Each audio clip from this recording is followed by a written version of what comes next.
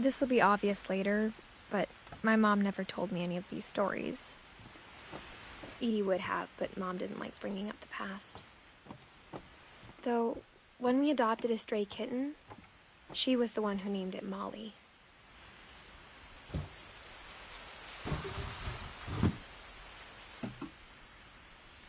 I spent a lot of time in Great-Grandma Edie's room.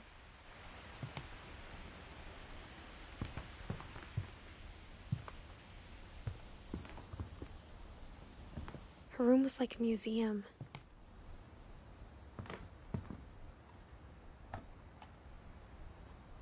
For 500 years, the Finches have been famous throughout Norway for their fortune. Odin Finch buries the latest victims of the family curse, his wife Ingeborg and their newborn son, Johan. On January 7th, 1937, he set sail with his family and his house, hoping to leave the curse behind. But 40-foot waves off the coast of Washington send the house and Odin to the bottom of the sea. Odin's daughter Edie, with husband Sven and baby Molly, step ashore on their new home, Orcas Island. Odin Finch is the first to be buried in the new family cemetery. His daughter Edie is already dreaming of a new Finch house.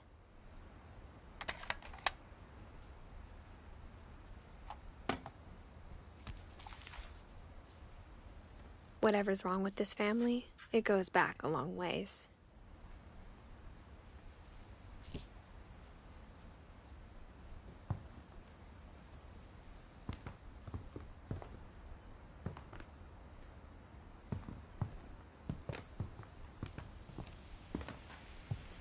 Louis died a week before we left, but Edie had already started to memorialize him. Edie knit me a new pair of gloves every year, just in time to replace the old ones.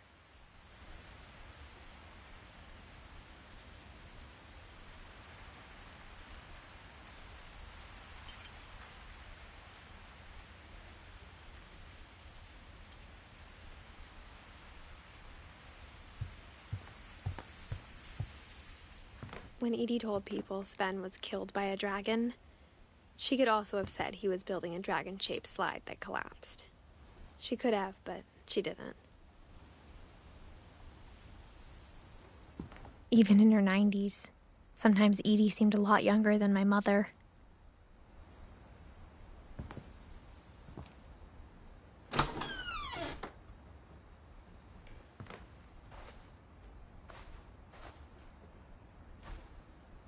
The only trace Grandpa Sam's first wife, Kay, left on the house was the pink bathroom. It was a pretty big trace.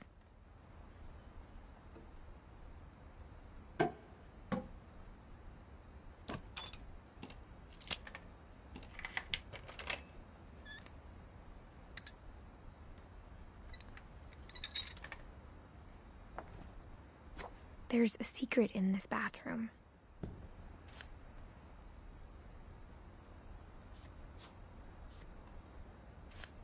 It's in the last place you would look. It isn't in the cupboard.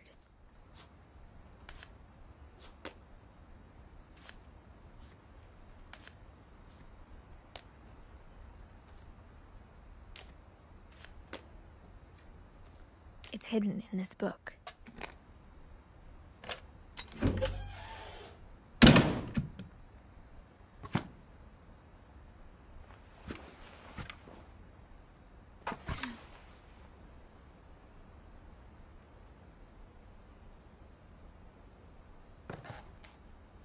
Sven gave Sam an old camera he'd refurbished. He never put it down.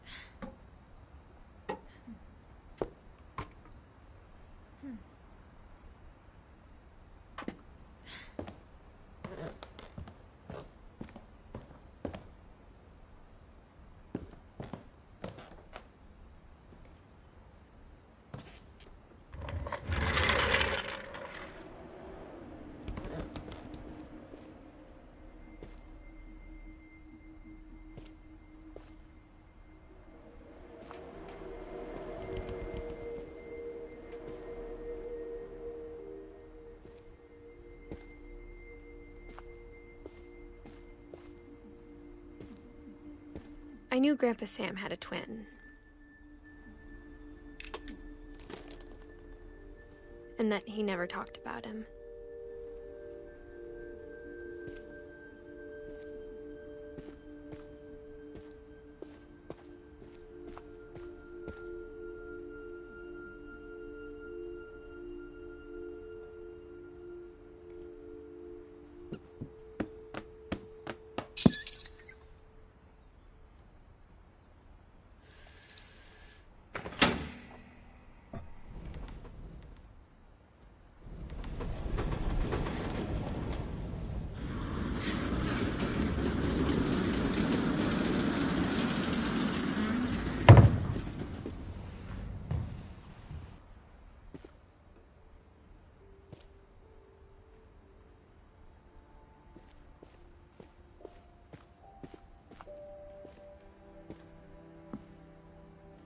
I guess my grandpa didn't like history any more than my mom did.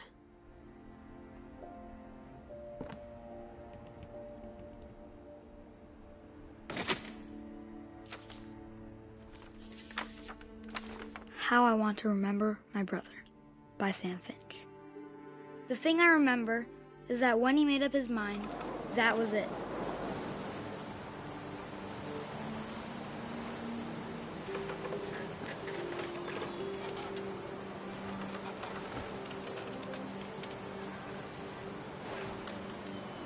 My brother said he'd die before he ate another mushroom, and he did.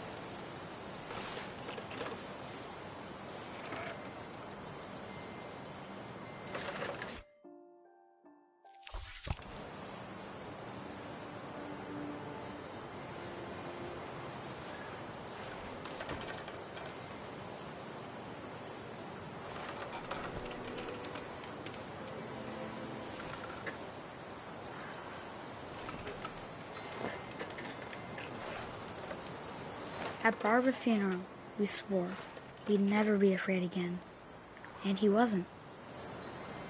I think Calvin always wanted to fly.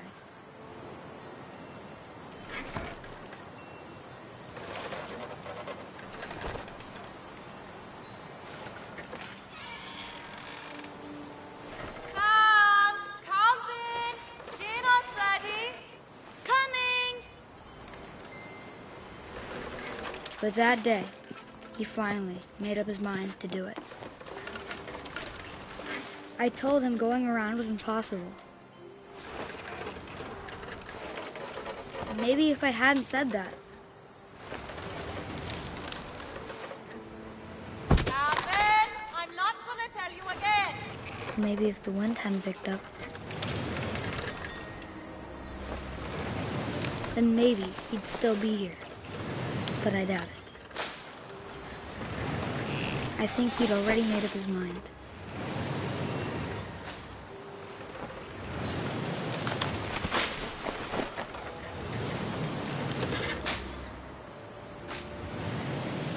That's what I want to remember about my brother.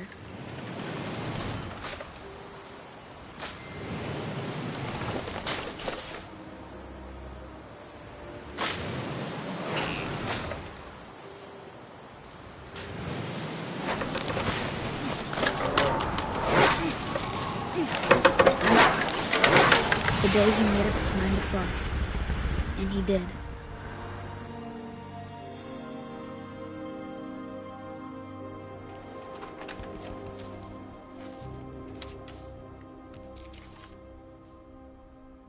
Calvin's story felt strangely familiar. When I was younger, I remember trying to do the exact same thing.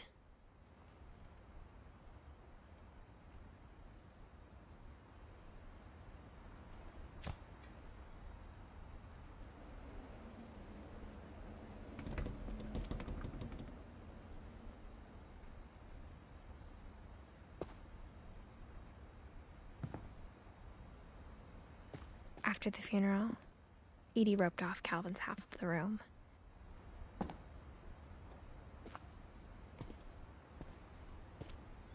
Mom said Grandpa Sam enlisted at 18 and never set foot in the room again.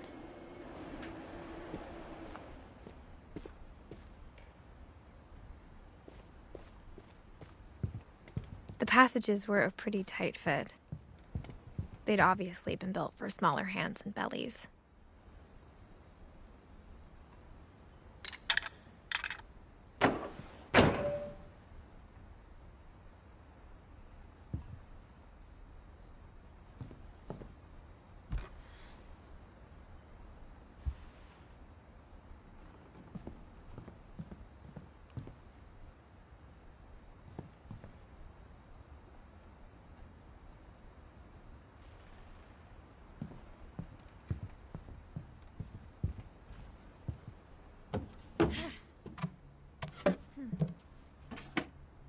Growing up, I always thought of Barbara as a child star.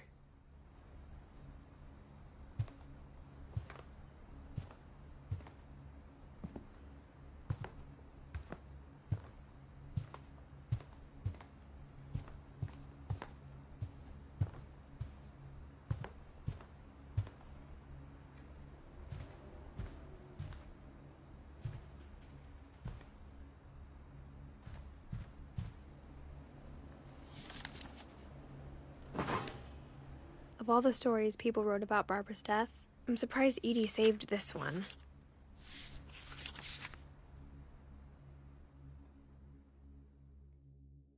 Old Jack here with another ghastly tale inspired by America's most unfortunate family. I'm calling it The Surprise Ending of Barbara Finch. As a child star, Barbara was famous for her scream. Now at 16, she was all washed up. A has-been. But in a lucky break, she'd been asked to perform her signature scream at a local convention for monster movie fans. It was just the boost her career needed. Unfortunately, her scream hadn't aged well. Getting better. I think you just need the right motivation. Her biggest fan and current boyfriend, Rick, was about to demonstrate when... Now that was a great scream. It was Barbara's father, Sven. He'd slipped into a table saw and had to be rushed to the emergency room. So Barbara got stuck babysitting her youngest brother, Walter. Her convention comeback was canceled. Okay, I'm hearing frustration, but I'm not hearing terror. What if I tried... A gang of hoodlums in Halloween masks have been terrorizing Orcas Island tonight. Police are urging residents to... That came from the basement. You're right! Also, I loved your delivery on that. Why is your basement door locked? Because my dad likes making puzzles and secret passages. There's a key hidden in the music box. The secret is to keep winding and winding until finally the key pops out. Thanks, babe. I'll be back in a sec. 20 minutes later, Rick hadn't returned. So Barbara went to look for him, right on cue.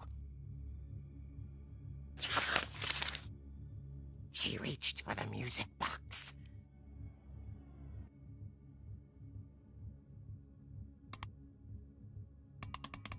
And as she wound the key, she listened for Rick, but the house was silent.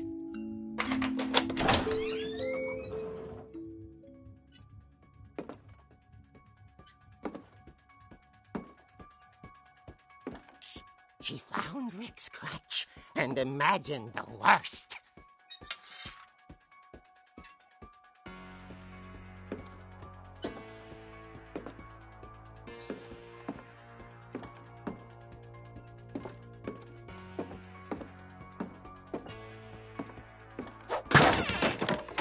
The gang's leader is the infamous Hookman killer, Dr. Carl Hamill, who impaled and then ate his family 10 years ago tonight.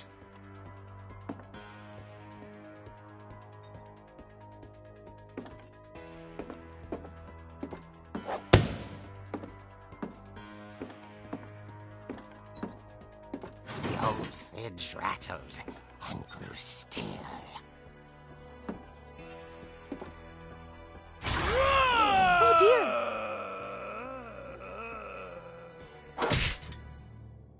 Oh! Rick? Barb, relax. I was just trying to scare you to help you find your scream. Well, I'm not scared, Rick. I'm furious. Then act furious. All I'm getting from you now is that you're hurt and confused and She threw him out, but she kept a little something to remember him by. Barb, have you seen my other crutch? And she was still holding it when she fell asleep watching the late picture show. Hours later... Barbara! Walter, what's going on up there? Ah! Okay, I'm coming up, but if this is a trick, you're dead, Walter.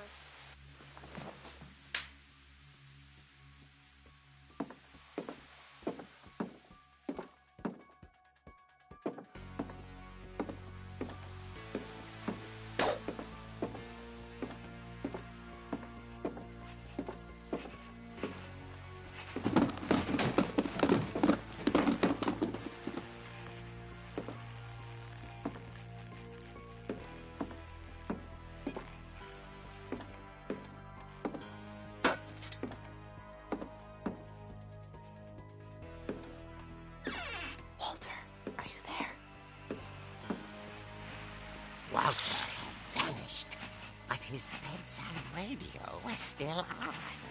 Orcas Island police describe the man as 6 feet tall, with a steel hook for a hand. Residents are urged to lock all doors and windows and notify the police of any suspicious activity. Barbara turned, saw the hook man, and was speechless. He was quite smashing.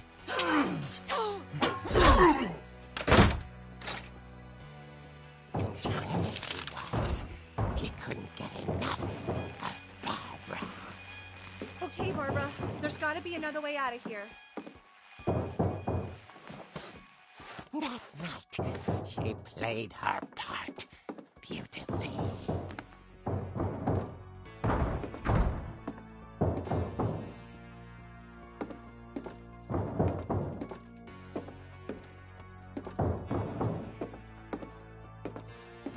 She thought about abandoning Walter, but just couldn't do it.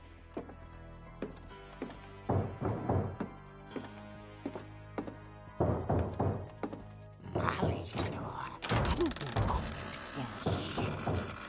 The hinges groaned.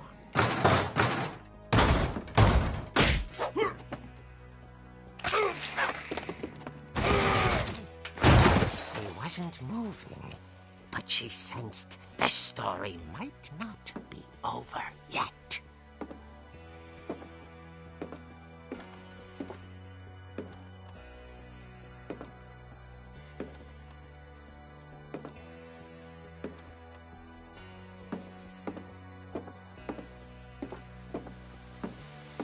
The hookman had vanished.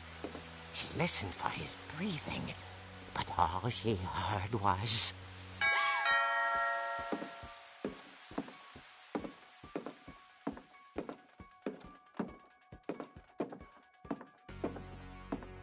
At the door, she heard whispering. It was coming from inside the house.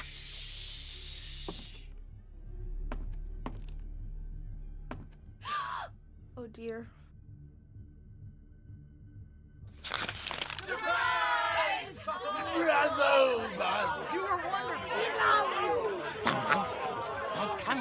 surprise her. For Barbara, it was a dream come true. Then she saw what kind of monsters they were, and she realized what was about to happen. She was going to be famous. And with her final breath, Barbara Finch gave the performance of her life.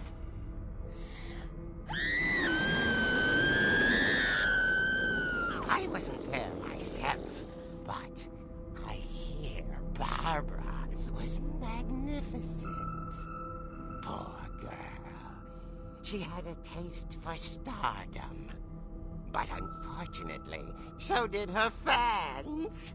Of course, the police blamed it all on poor Rick, who disappeared the same night. And little Walter? Hiding under his bed the whole time. He took it all pretty hard, but that's another story. As for Barbara, tucked inside the music box was all they ever found of her. Her ear.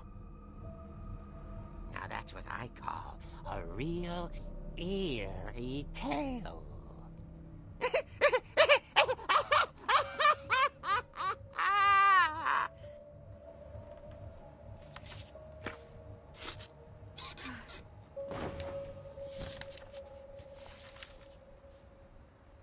Edie told me all Barbara wanted was to be remembered, as absurd as that comic was. Maybe what Edie saw was a happy ending.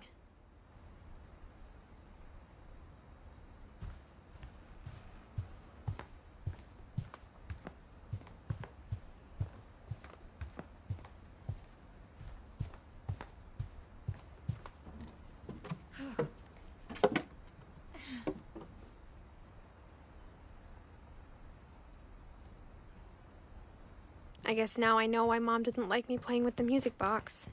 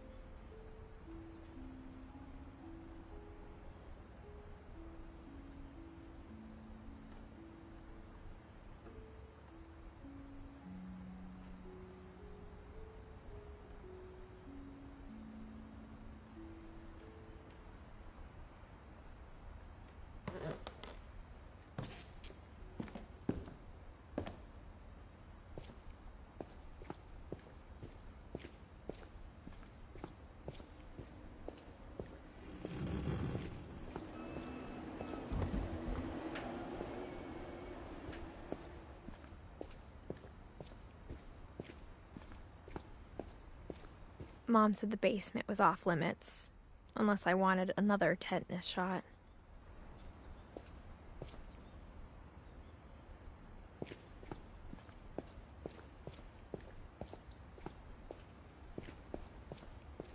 I saw Edie sneak down to the basement once, carrying packages.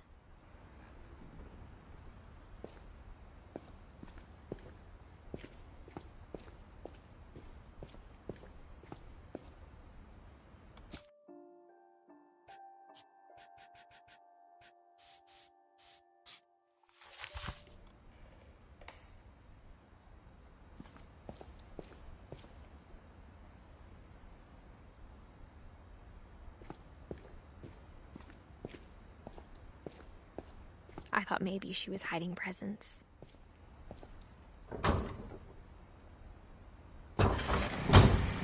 it turned out she was hiding a lot more than that.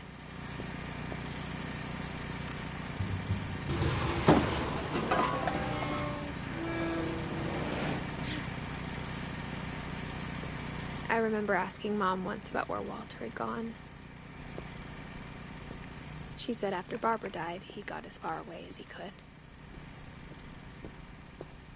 If there's a pattern in all these stories, I think it's that none of us has gotten very far.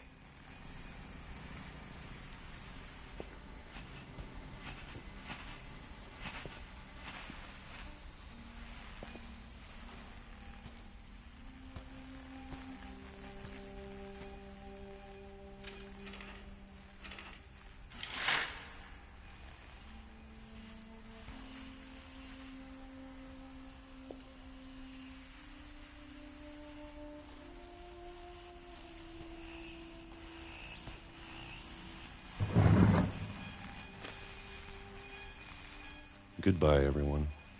I can't believe I've been down here for 30 years. On that first day, after the shaking started, I didn't think I'd survive a week.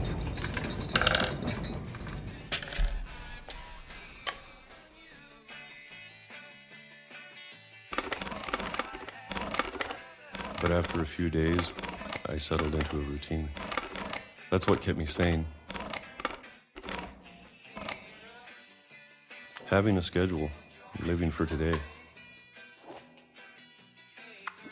I always expected to be dead tomorrow.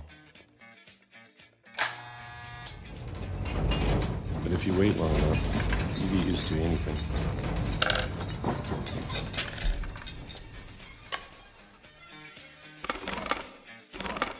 Even a monster on the other side of the door starts to feel normal. Almost friendly.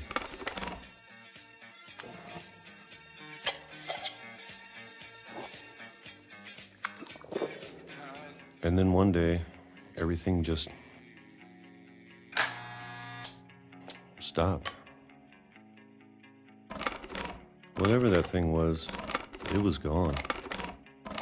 Maybe it got tired of waiting. Or maybe I just got tired of being afraid.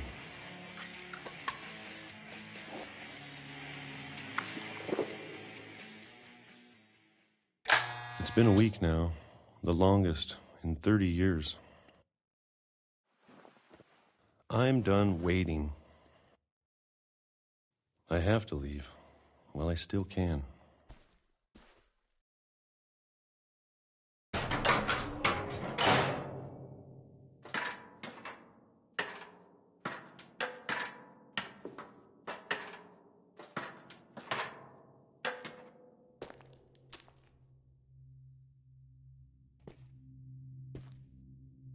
I know it's out there somewhere.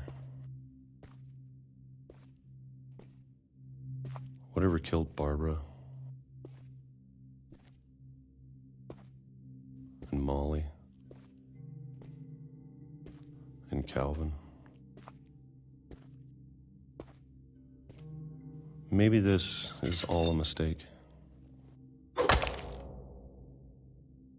But I need to stop living the same day, even if it kills me.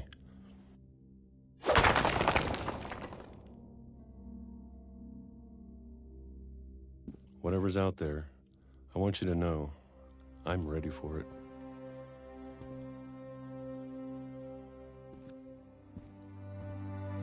I'm going to appreciate all of it, especially the food.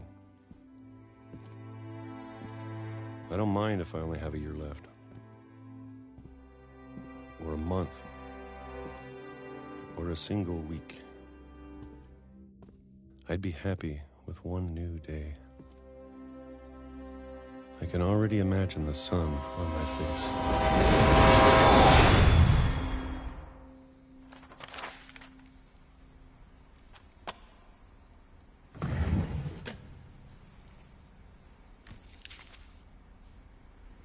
Walter died when I was 6. I can't believe my mom never told me he was down here.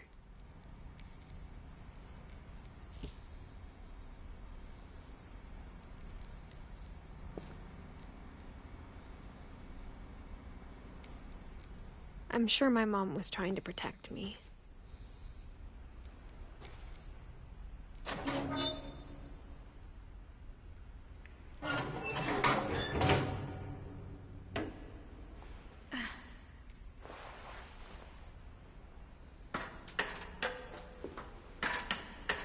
Maybe she was afraid I'd end up like Walter. But if she never told me about an uncle under the house, I can only imagine what else she was hiding. I don't want to make the same mistakes she made. Trying to bury something that's still alive.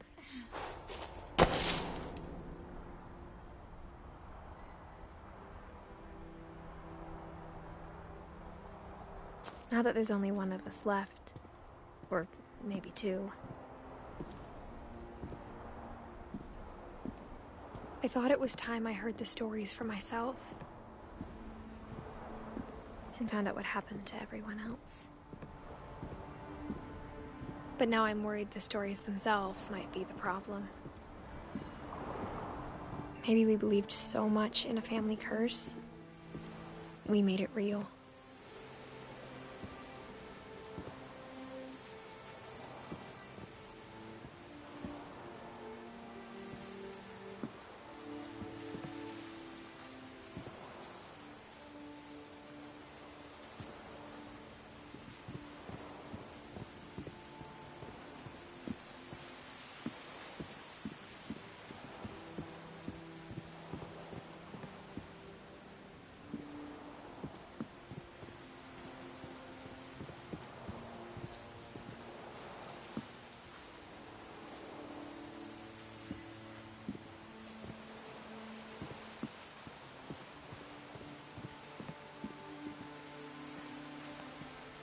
I don't know if I should even be writing this.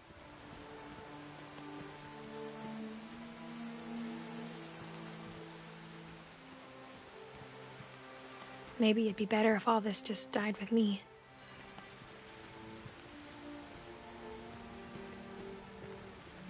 But I thought you should know about your family.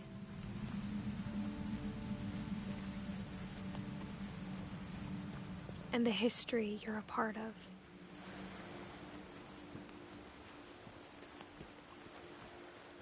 Though to be honest, I feel as lost as you probably do right now.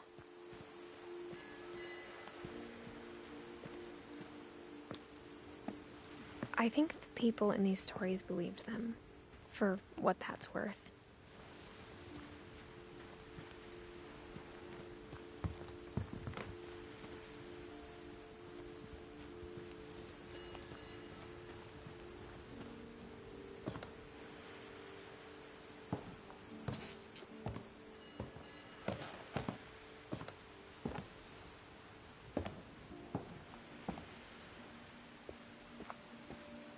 And when you look at the house, that history of imagination and stubbornness and madness, any of it seems possible.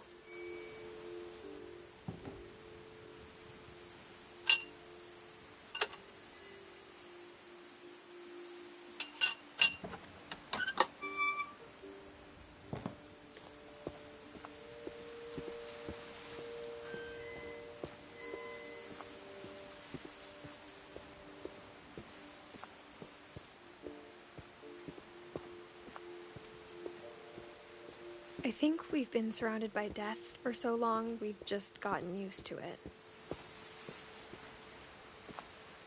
What kind of family finishes building a cemetery before starting the house?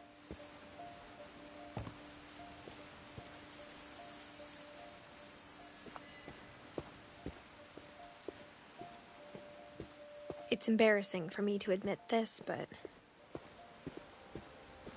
the pet cemetery made me more uncomfortable than the human one.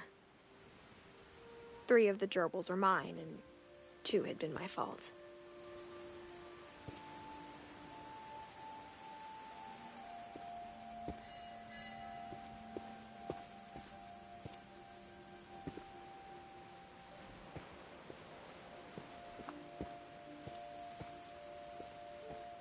Sven built the house, but it was Edith who designed the cemetery.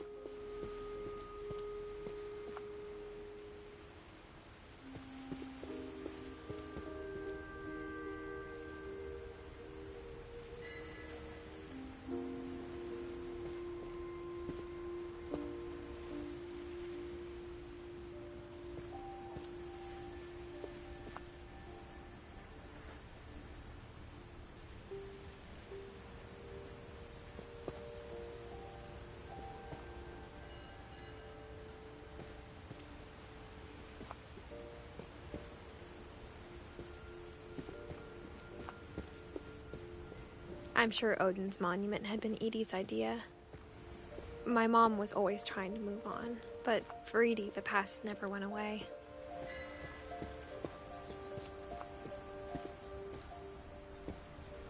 She could see it poking out of the water at low tide.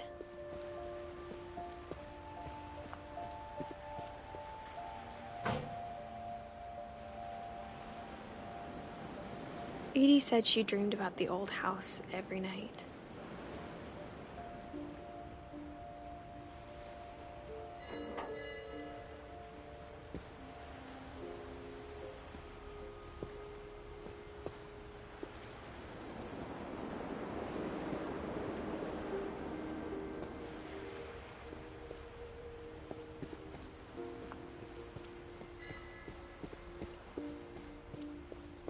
Edie's side was always easier for me to understand. But the older I get, the more I can see where my mom was coming from. Her dad had been pretty strict, but it wasn't enough to save her brothers. She was just trying to do better.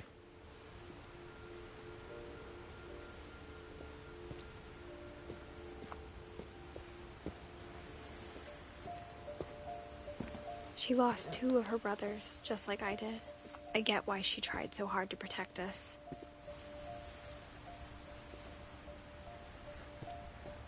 We never found Milton's body, so my mom insisted we were putting up a monument, not a tombstone.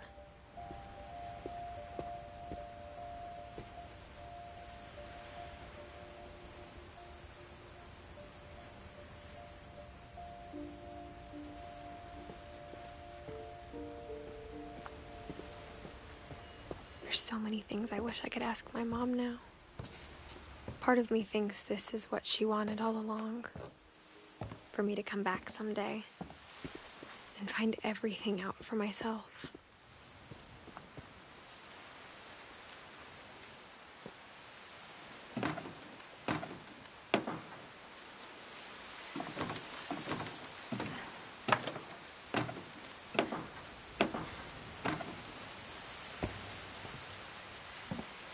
But looking back on it now, if she told me there was going to be so much climbing, I never would have come when I was 22 weeks pregnant.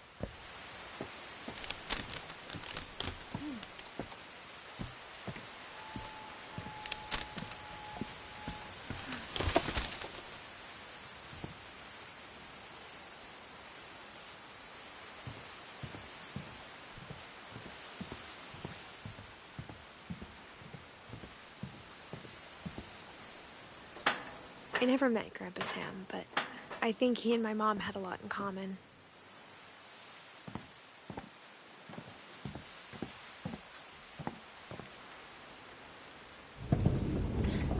They were both pretty intense.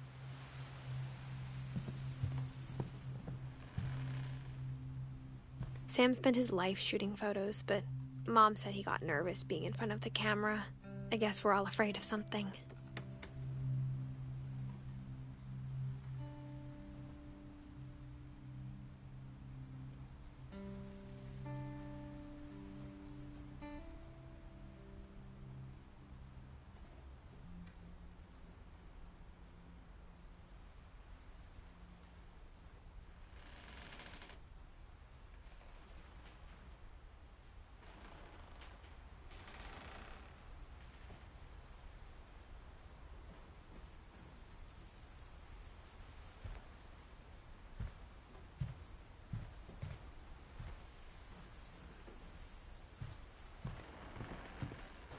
Instead of hiding from death, Sam seemed to go out of his way to meet it.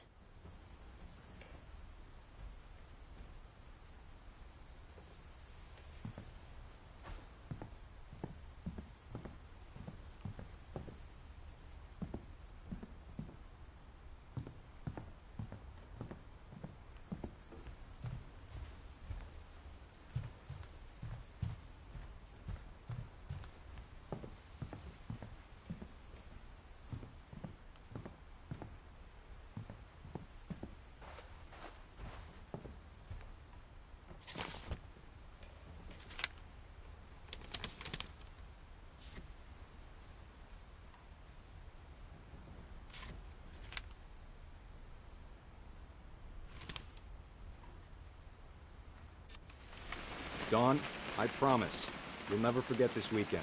Yes, sir. These memories are gonna last a lifetime. Hmm? Am I gonna have to shoot anything? It's a hunting trip, Dawn. Shooting is strongly encouraged. Not quite.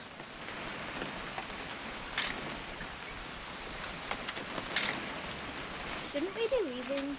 Just want to get a shot of you, Dawn, then we can take off. What? Perfect.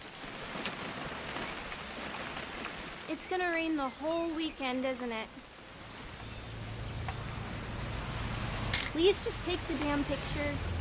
Hey, language. I will never forget this weekend. Okay, got it. I'm gonna take some pictures, okay? Just be careful. That camera's older than you are.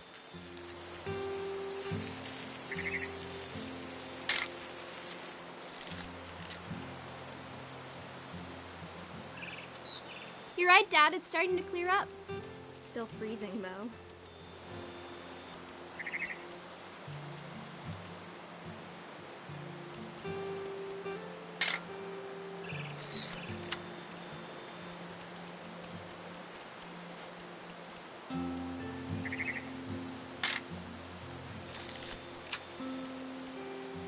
Definitely should not have drunk all that coffee.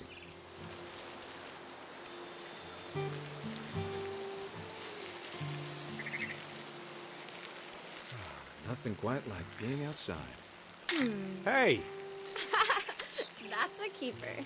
Hold still while I take a picture of you. I'm just saying, I'm not always gonna be here, Dawn. You'll need to remember this stuff, if you want to survive.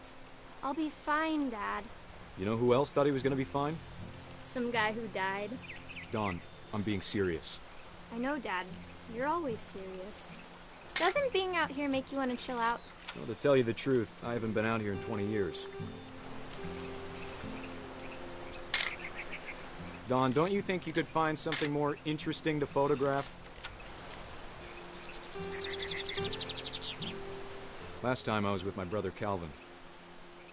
Man, that was a great trip. Your grandpa Sven taught us how to fish, how to build a fire. We found an old logging trail. There were deer everywhere.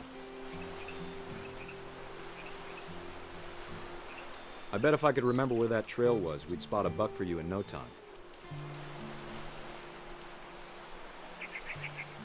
Give me a minute to check the map.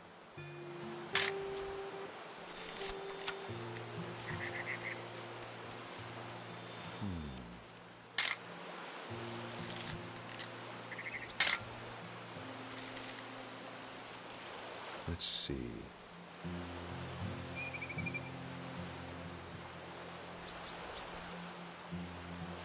Maybe.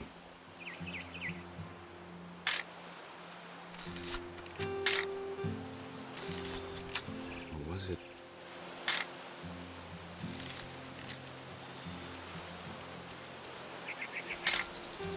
Could have been.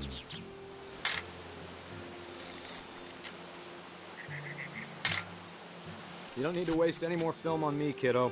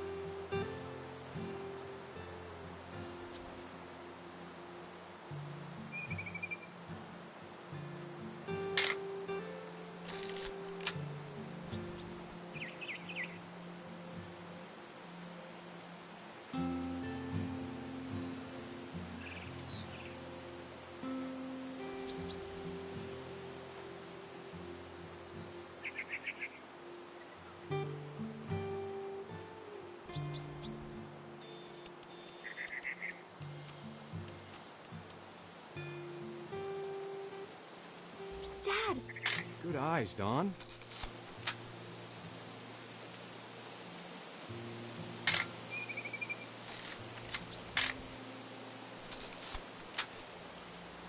Before you take the shot, let me get a picture of you.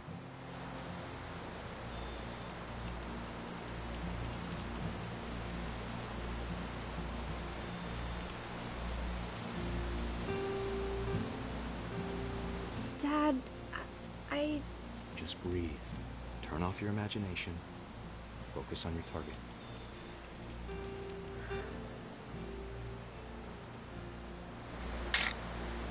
I'm over here, Dad.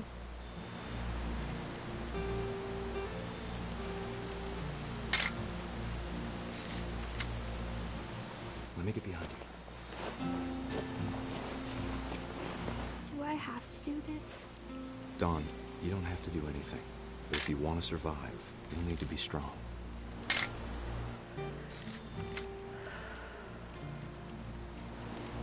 Now keep yourself squared up, elbows down, like we practiced. Whenever you're ready.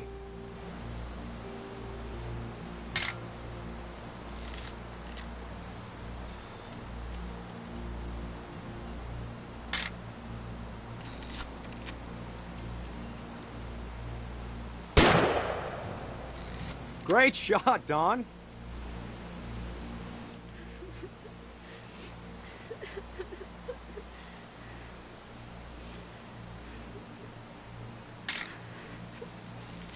I'm proud of you, Don. Always remember that, okay?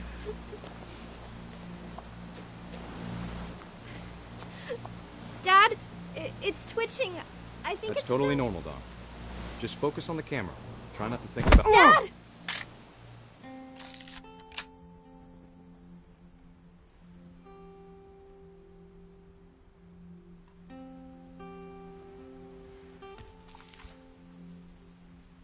Of all these stories, that's the one I wish most that my mom had told me.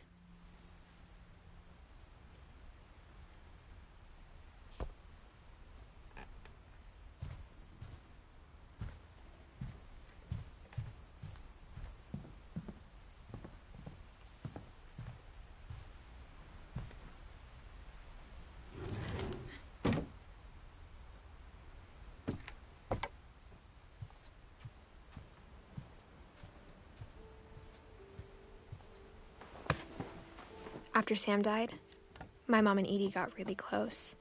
They'd both lost a lot.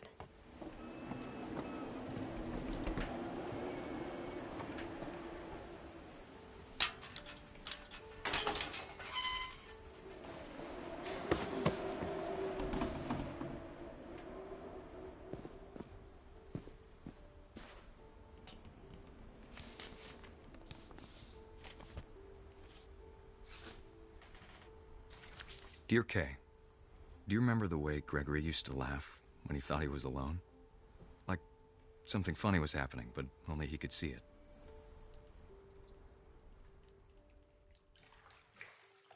I think he saw things the rest of us don't.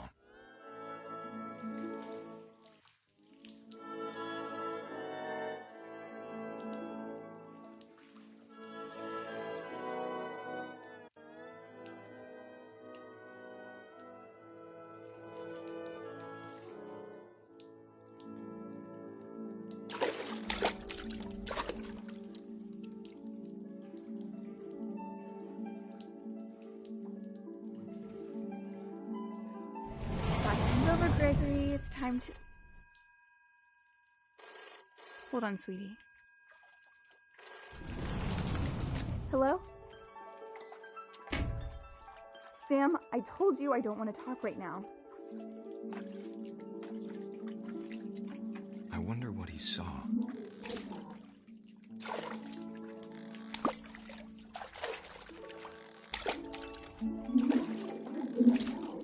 What his world was like.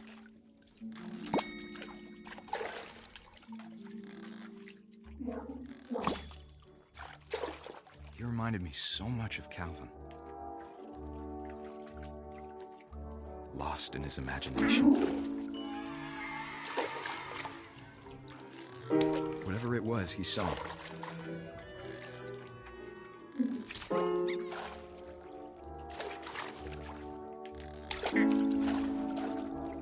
sure made him happy.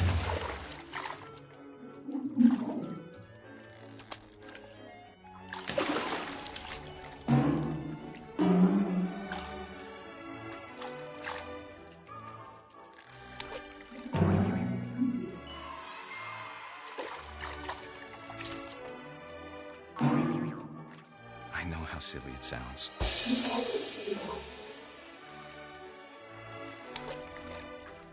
That I'm worried about a baby being too happy. But I could feel him slipping away. Sorry about that, Gregory. I know you did everything you could. Maybe if I hadn't called that night. Damn it. Hold on, I don't want Gregory to hear this.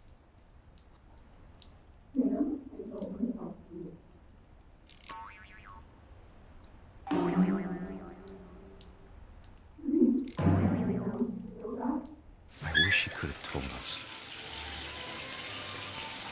about the world he saw.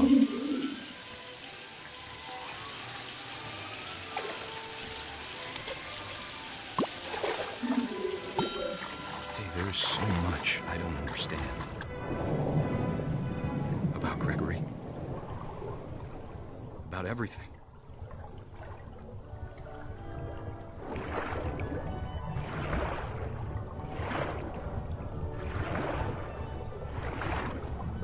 But I know what happened wasn't your fault.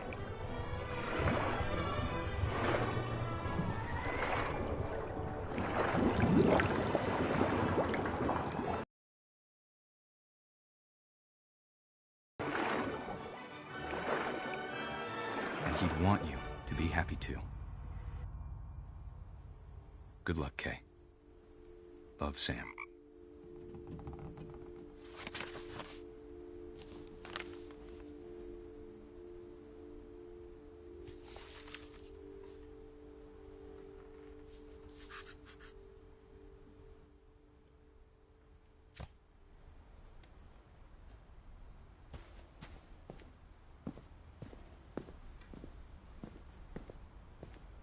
I can't imagine my mom ever writing poetry, and yet...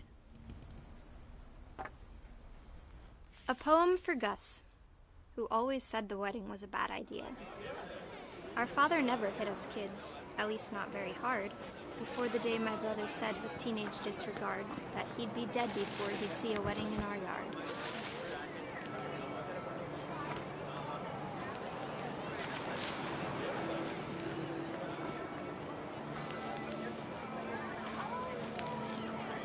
My father made him come, of course, but Gus stood far apart, just flew his kite and bottled up the storm inside his heart.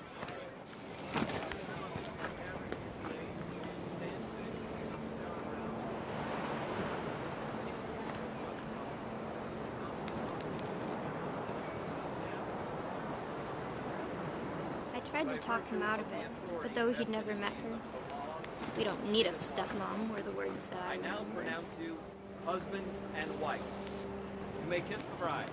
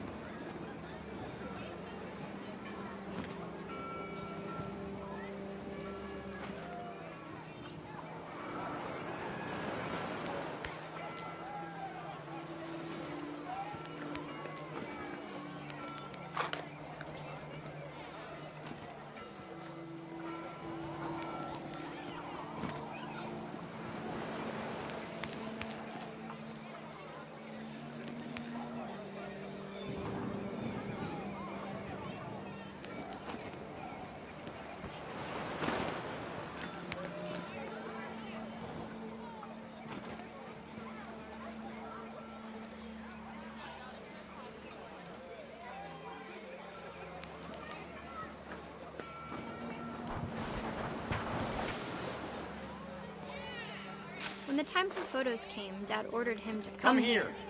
But Gus declined, and as a sign held up his middle finger.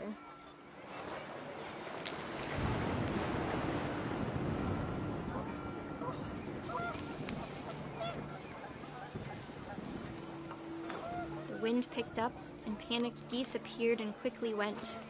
But all the humans did that day was go inside the tent.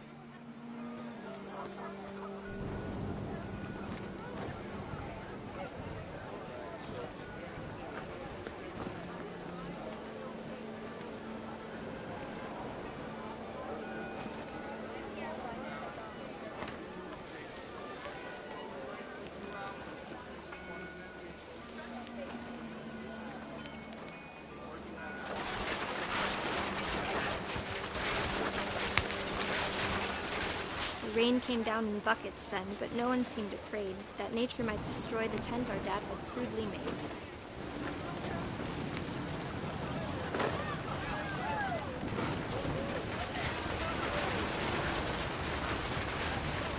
The thunder sounded much too close and full of angry power. But all my father said to this was, "Make the music louder."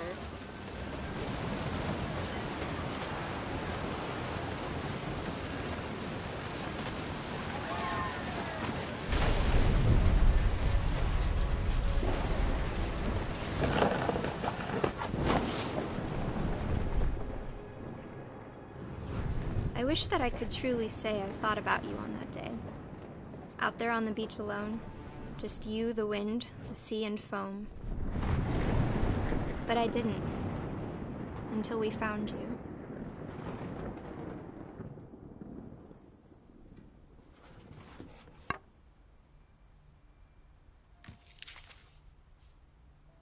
She never talked about him, but Mom told me once if I was a boy, they were going to name me Gus.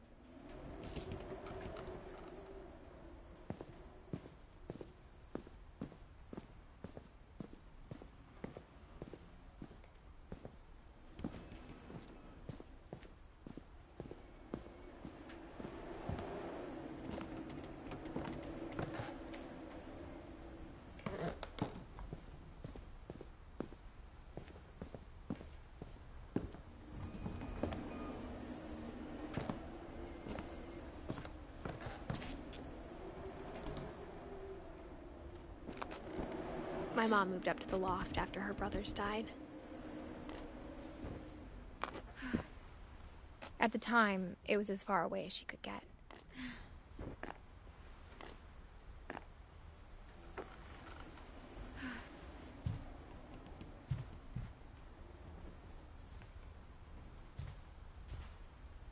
She spent a summer building houses in Calcutta, where she met my dad, Sanjay.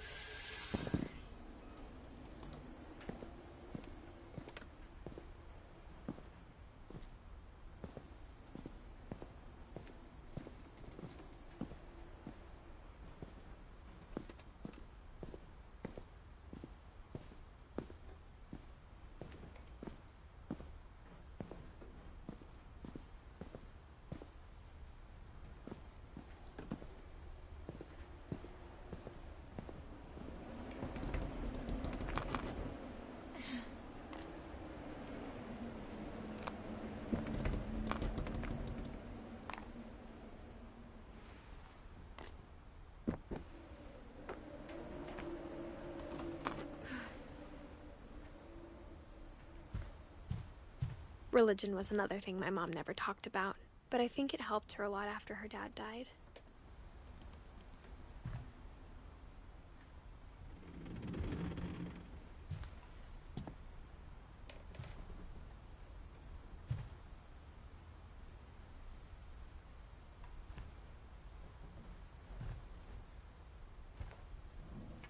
My mom moved to India a week after graduation and got a job teaching English. Louis was born a year later.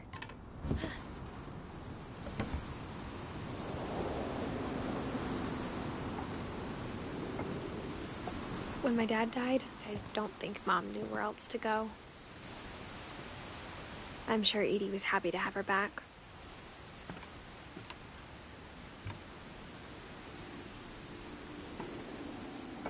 And to see kids in the house again.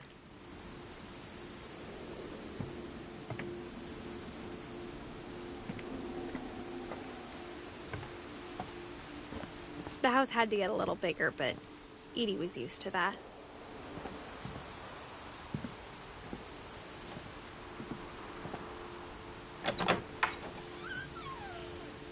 And for a while, things were good.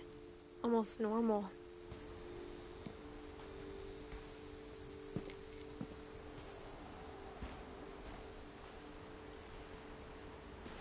But it didn't last.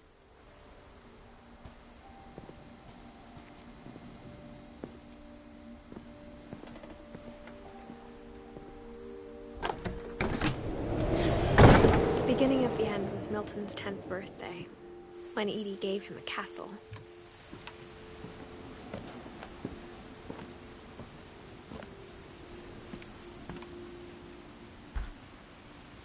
After Milton disappeared, the only thing he left behind was a room full of paintings.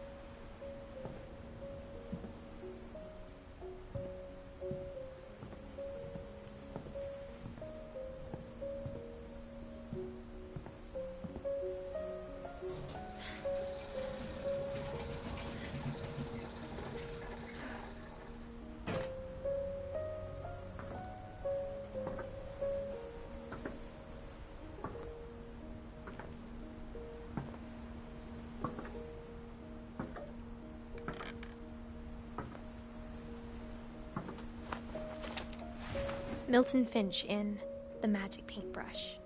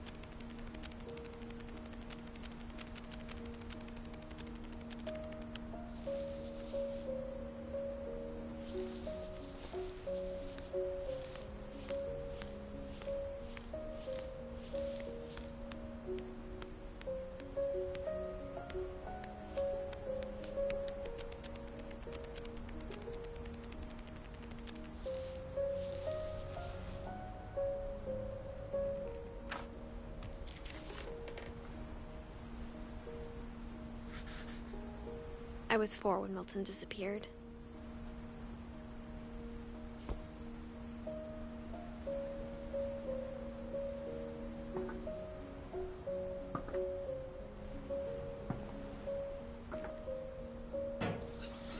Mom spent months searching for my brother.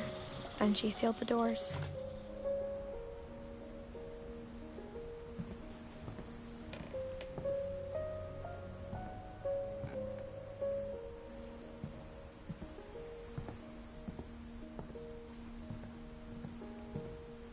Whatever Milton had found in the house, Mom didn't want it getting out.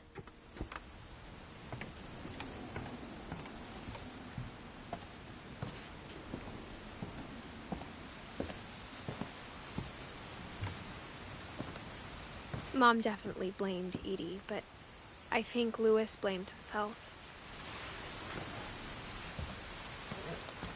After he graduated, he just spent more and more time in his room. Until Mom got him a job at the cannery.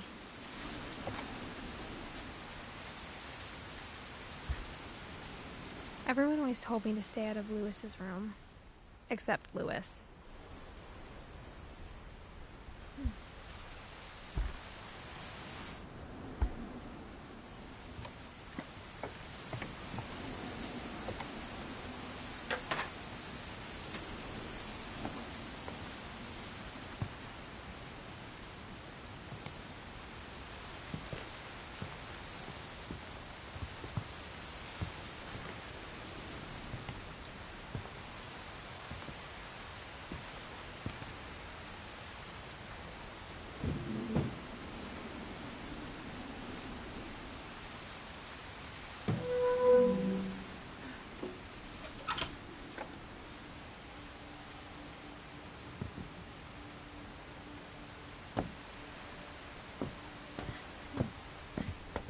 Lewis's room smelled very, very familiar. That part of him lived on. Lewis and I spent a lot of time playing games together, but he was surprisingly bad at them. He died a lot.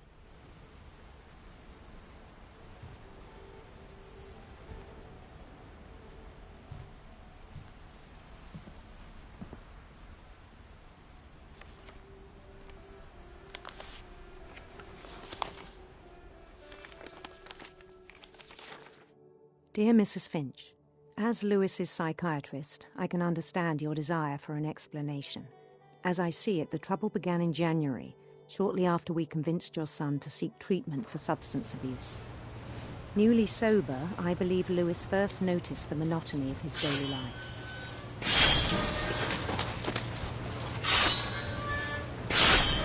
He kept working at the cannery, but he withdrew part of himself. In our sessions, I saw the same behavior. His mind began to wander. I asked him to describe it. He said he started small, imagining a labyrinth. He'd feel his way about.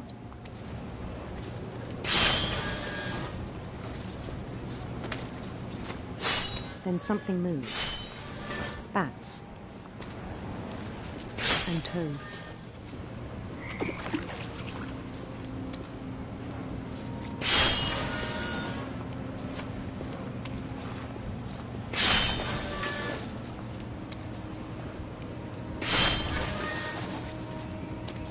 And things that had not names.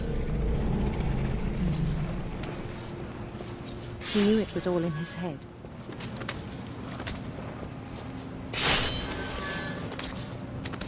But he took it very seriously.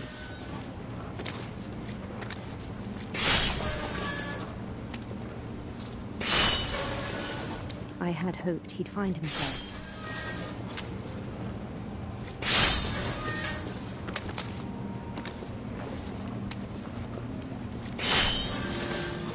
But he found something more.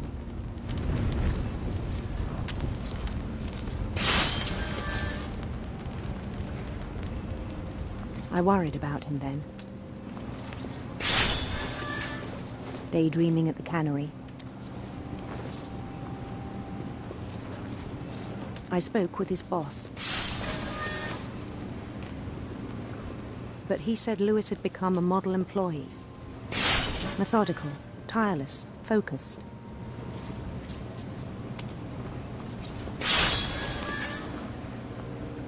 Like a whole new Lewis. So I let him go on.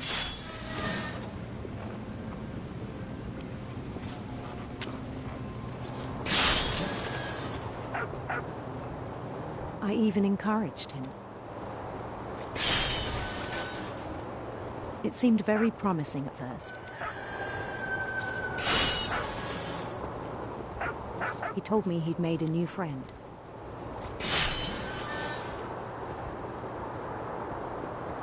On the edge of a city he named Lewis Topia.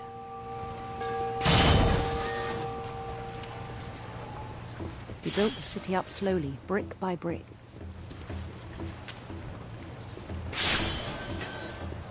Then he made musicians.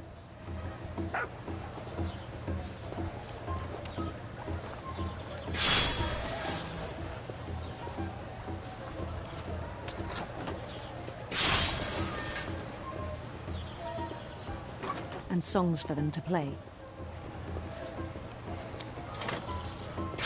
He talked about starting a band.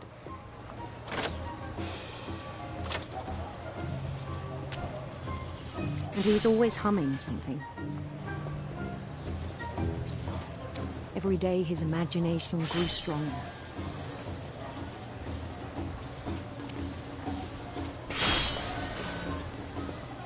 He no longer spoke at the cannery. But his chopping was as reliable as ever.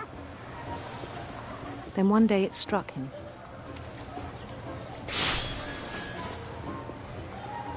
At all the cheering crowds, even the stones under his feet, were all in his imagination, so he could do whatever he wished.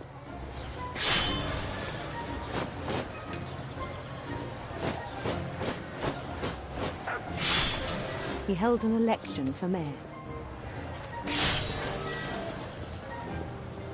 And he won.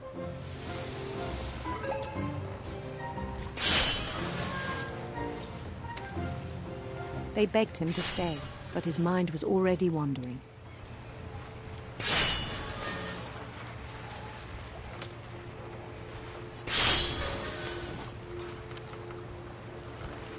It became a game for him.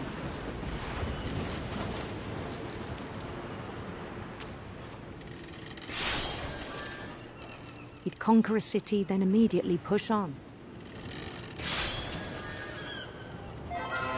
New Louisville.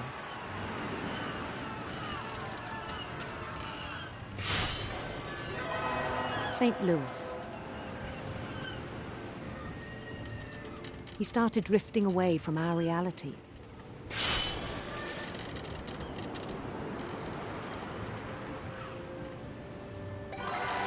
Minneapolis, until one day he forgot to go home from the cannery. Even as his mother pleaded with him, part of Louis kept sailing on.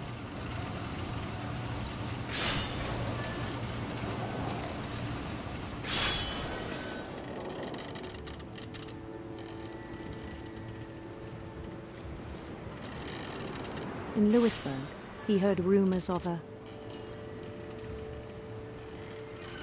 handsome queen.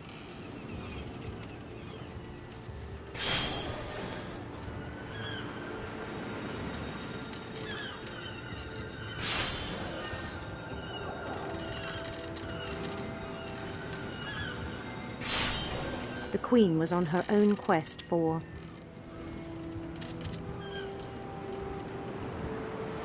sinister serpents.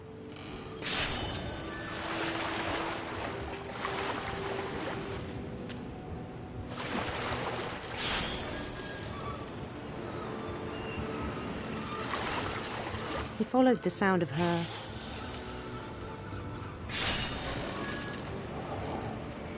silver harp.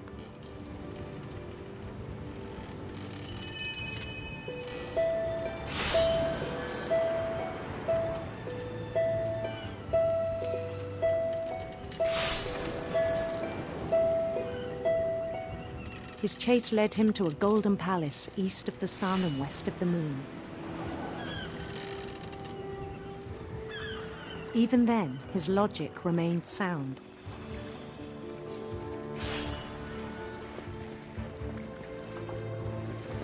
He knew the world was all in his imagination.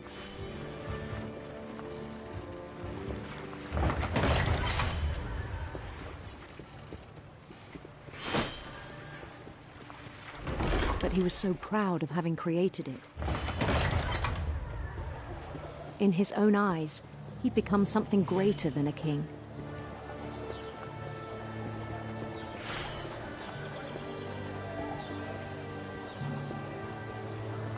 For someone who'd never known success in the real world, I think it was overwhelming. And then it struck him that the real Louis was not the one chopping salmon, but the one climbing the steps of a golden palace.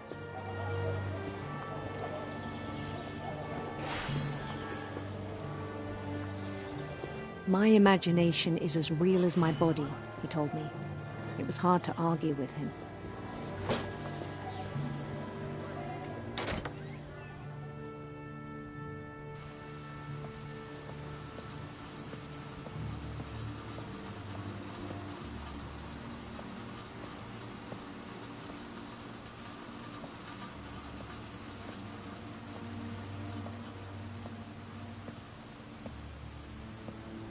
Began to forget the world we know.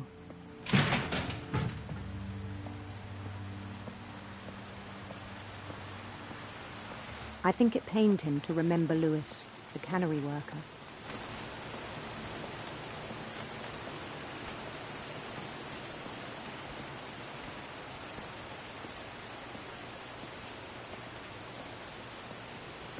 He began to despise the man with a royal contempt.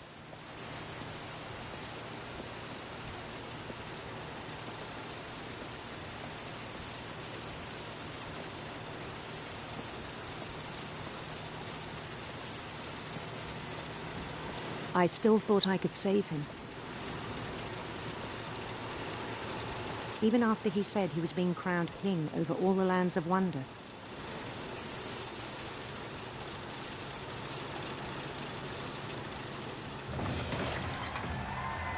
The palace would be packed with his companions.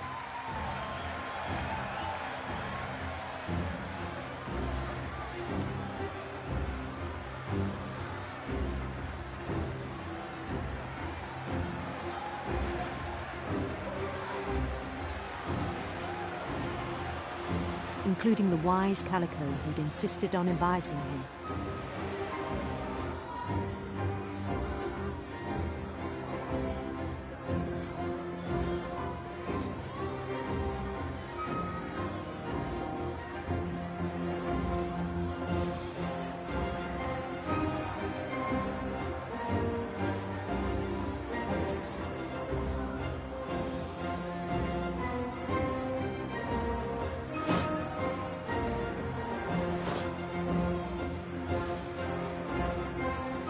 His queen waited, holding his crown.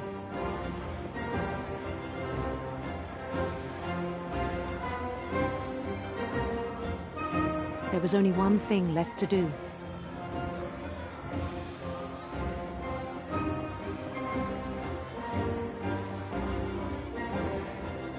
Bend down his head.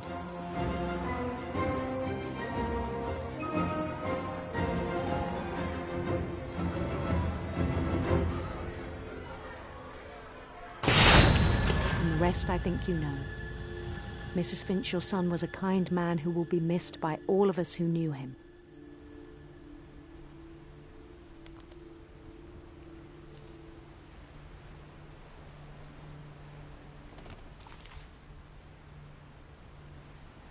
My brother was really cool.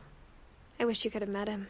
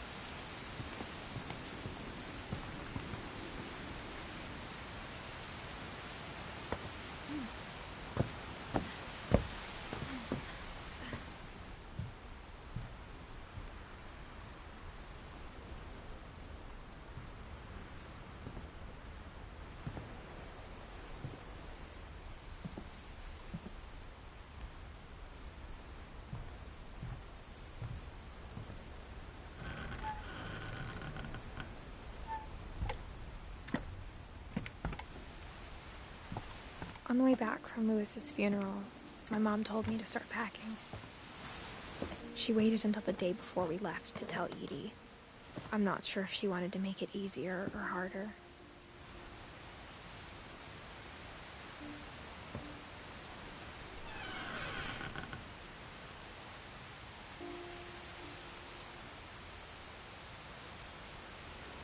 I wish we'd stayed.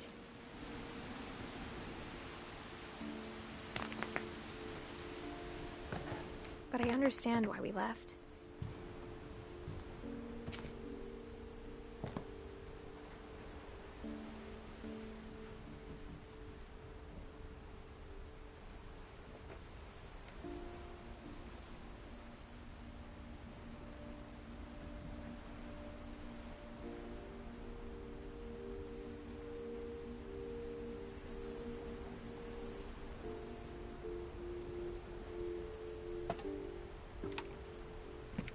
What happened that night had been coming for a long time. Maybe it should have come sooner.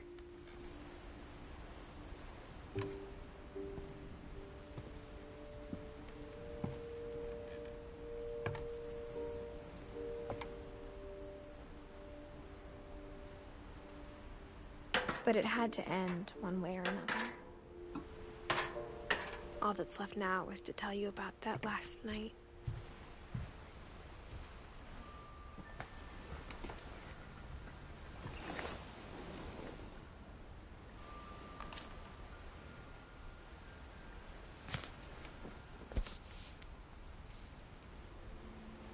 That whole last day, Edie just watched us pack and didn't say a word. Until supper, when she raised her glass and said, "To our final night together, and all our final nights apart." Grandma, you know what I said about alcohol. Some of your medications are very Edith, specific. I left a present for you in the hallway. Why don't you go open it? The grown-ups have to argue now. I'm sorry, you're right. We're all leaving tomorrow. Let's just enjoy our last... I'm not leaving. Edith, you're excused.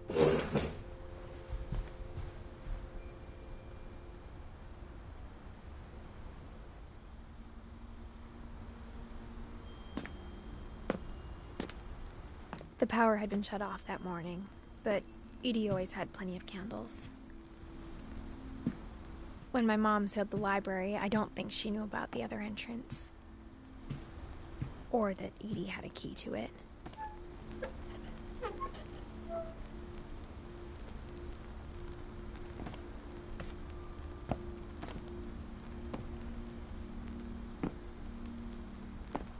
That thing you're afraid of isn't going to end when you leave the house.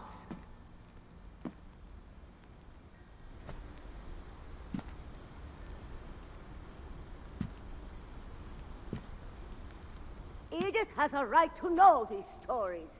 My children are dead because of your stories. I think it's best if Edith and I leave tonight.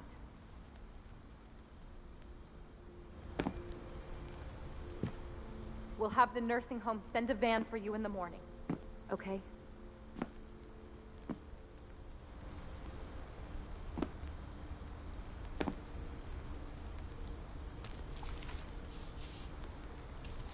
Dear Edith, there's so many stories I wish I could tell you, but there's only time for one. This is about what happened on the night you were born. That night, the tide went way, way out.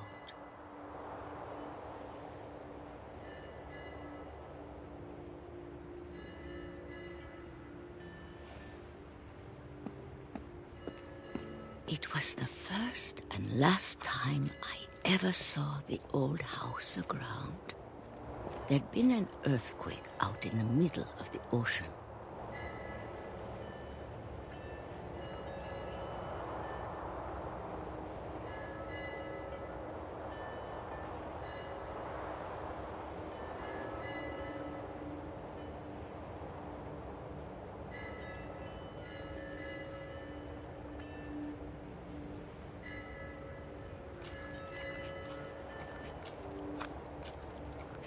They called it the lowest tide in 1,000 years.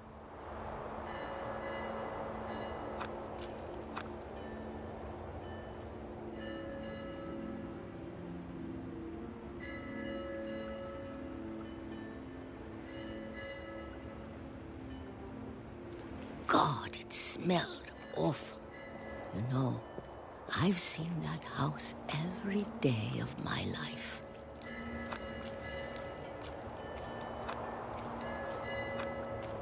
I never thought I'd go back to it. When the fog rolled in, I lost my way.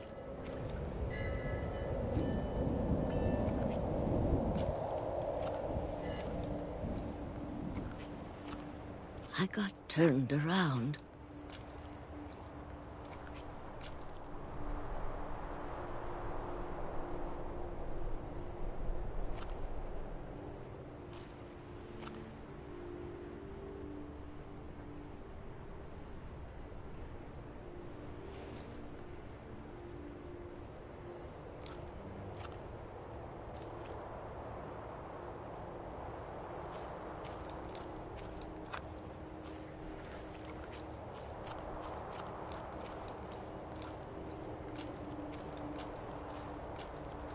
For a while, I wondered.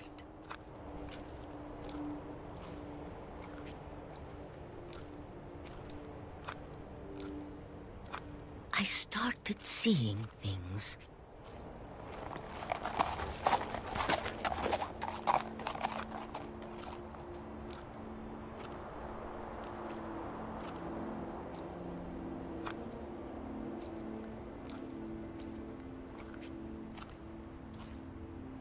Things I'd forgotten had ever existed.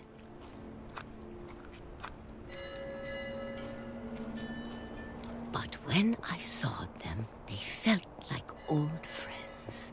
That night, a lot of things came back to me.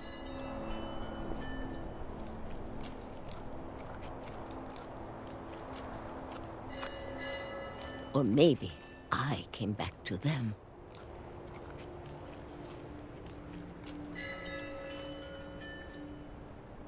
I can't explain, but that I need you to try and... Edith, what are you doing in here? It's mine. Edith! Mom, you're gonna rip it! Let go! I kicked and screamed, but Mom dragged me to the car.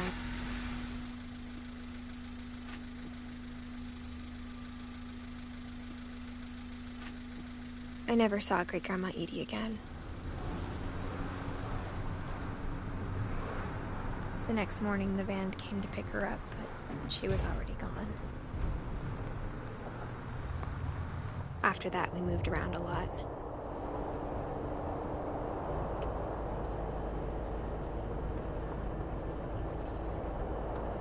We both tried to make the best of it.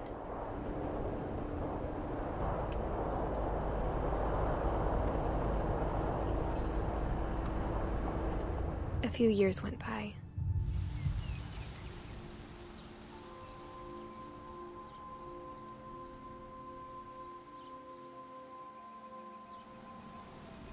My mom didn't like to talk about it.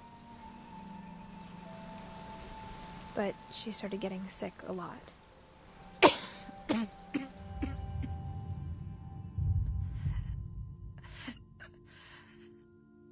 She got better for a while, and then she didn't. And then I was alone. The last Finch left alive.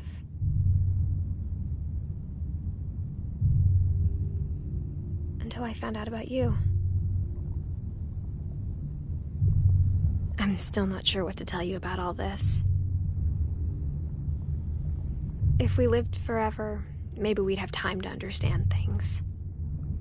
But as it is, I think the best we can do is try to open our eyes. And appreciate how strange and brief all of this is.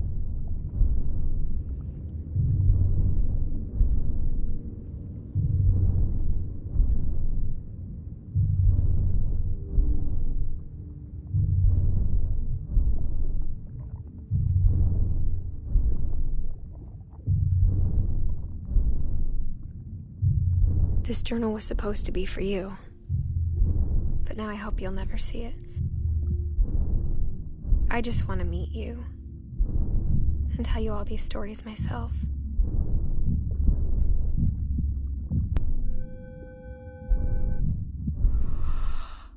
This is where your story begins. I'm sorry I won't be there to see it. It's a lot to ask, but I don't want you to be sad that I'm gone. I want you to be amazed that any of us ever had a chance to be here at all. Good luck.